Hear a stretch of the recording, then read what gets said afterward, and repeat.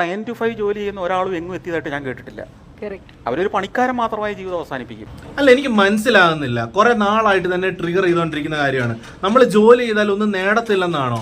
എൻ്റെ കുടുംബത്ത് അല്ലെങ്കിൽ ഞാൻ കണ്ടിട്ടുള്ള കുറെ ആൾക്കാർ, നമ്മൾ ദൈനംദിനം കാണുന്ന കുറെ ആളുകൾ, ഒരുപാട് പേര് ജോലി ചെയ്ത് അവരുടെ സ്വപ്നങ്ങൾ യാഥാർത്ഥ്യമാക്കിയിട്ടുണ്ട്. നമുക്കൊരിക്കലും മറ്റൊരാളുടെ സക്സസ് നമ്മളുടെ ജീവിതമായിട്ട് ബന്ധപ്പെടുത്തി നമുക്ക് കാണാൻ കഴിയത്തില്ല.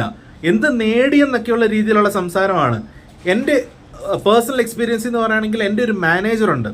അദ്ദേഹം ഇന്ത്യയിലെ ഒരു പ്രമുഖ നഗരത്തിൽ ₹1 കാശില്ലാതെ വന്നെത്തിയതാണ്. അദ്ദേഹത്തിൻ്റെ കയ്യിലുണ്ടായിരുന്ന ആകെപ്പാടെയുള്ള ഒരു ഡിഗ്രി ആയിരുന്നു, ഒരു BA ഡിഗ്രി ആയിരുന്നു. അതും കൊണ്ട് അയാൾ ഒരു നഗരത്തിലെത്തി. ഇന്ന് അദ്ദേഹത്തിന് ഒരു 3 ഫ്ലാറ്റ്, ചിലപ്പോൾ അത് വലുതായിരിക്കാം ചെറുതായിരിക്കാം, 3 ഫ്ലാറ്റ് ഒരു പ്രധാന നഗരത്തിലുണ്ട്. അതിൻ്റെ വാല്യുവേഷൻ റീസെൻ്റ് ആയിട്ട് 10 കോടി രൂപയാണ്.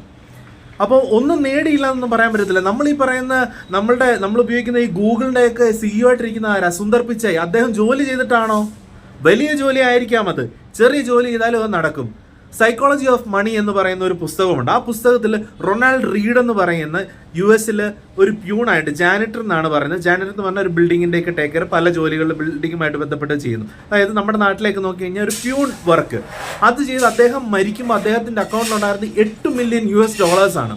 അപ്പോൾ നമുക്ക് ഒരിക്കലും ആരെയും ജഡ്ജ് ചെയ്യാൻ പറ്റത്തില്ല. ഒന്നും ഉണ്ടാക്കുന്നില്ല, ഒന്നും നേടിയില്ല എന്നൊക്കെയുള്ള രീതിയിൽ. എനിക്കിത് കുറച്ച് നാളായിട്ട് തന്നെ ട്രിഗർ ചെയ്തുകൊണ്ടിരിക്കുന്ന കാര്യമുണ്ട്. അതുകൊണ്ടാണ് ഞാൻ പറയുന്നത്, ഈ സന്തോഷ് ജോർജ് കുളങ്ങര എന്ന് പറയുന്ന വ്യക്തിയോട് എനിക്ക് യാതൊരുവിധ ഡിസ്റെസ്പെക്റ്റും ഇല്ല. ഞാൻ അദ്ദേഹത്തിൻ്റെ ഒരു നല്ല ഫോളോവർ തന്നെയാണ്. പക്ഷേ ഇങ്ങനെയുള്ള കുറച്ച് കാര്യങ്ങൾ, കുറച്ച് തോട്ട്സും എനിക്ക് എതിരായിട്ട് വരുന്നുണ്ട്. അതുകൊണ്ട് ഞാൻ സംസാരിച്ചതേ ഉള്ളൂ.